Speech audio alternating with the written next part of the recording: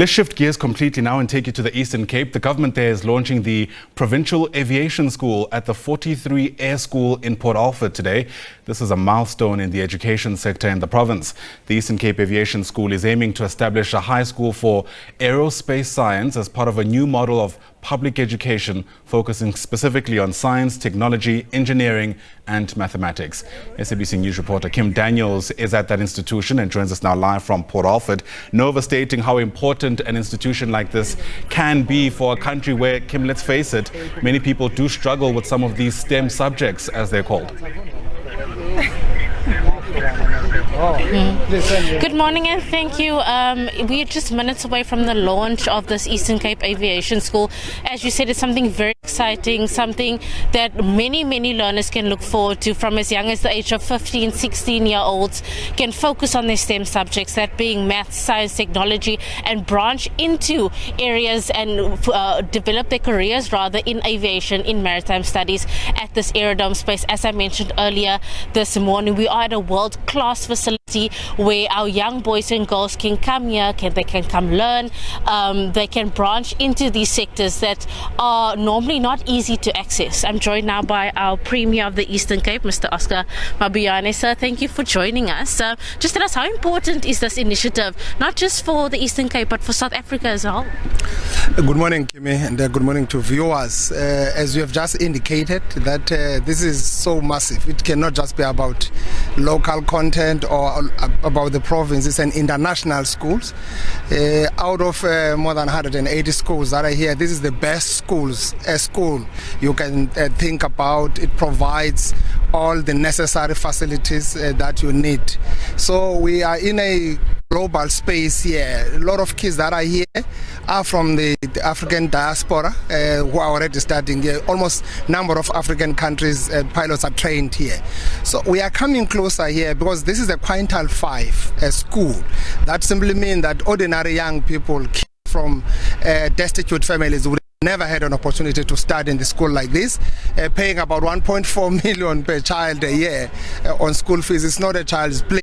But with the work that we're doing in improving the results in the Eastern Cape, getting about 45,000 bachelors, but also more improvement of mathematics and physical science, that tells you that our kids here, especially those who are from deep rural areas, are ready to take up any challenge that is actually presented before them. So we're bringing them here, integrating. We're making these schools not to continue being an ivory tower, to be part of this development of the area, so that people of this area can actually resonate with this school, and this school can also talk to the provincial interest.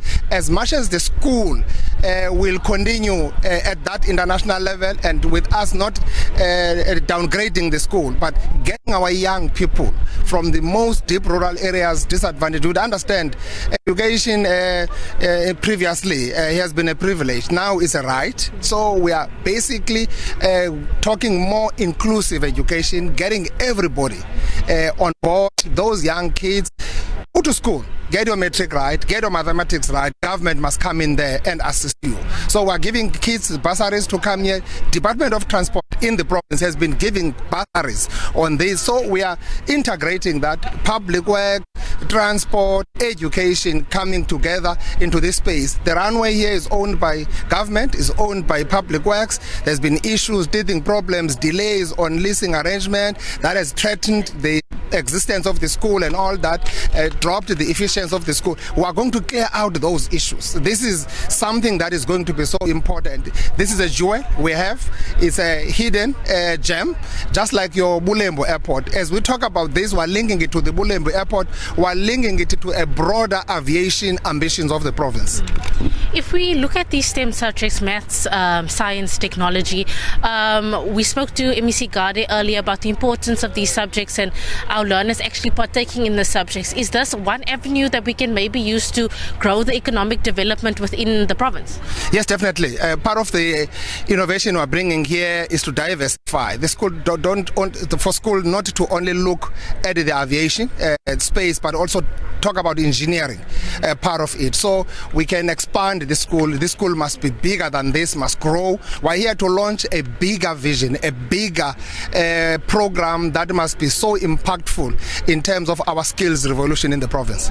And Premier, you spoke about linking other aviation schools. I know there was an aviation school, I think, in the Blue Crane municipality, Somerset East, that was a few years ago that you guys were also developing.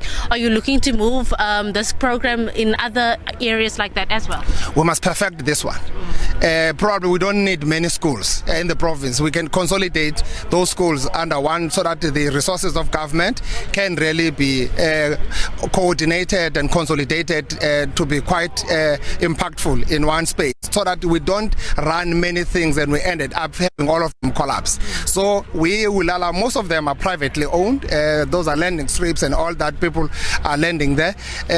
Of interest that I've picked up this morning, that some people, because now it's claimed to be a public space, this runaway, the people who have been landing here have not been paying the landing fees and other things here.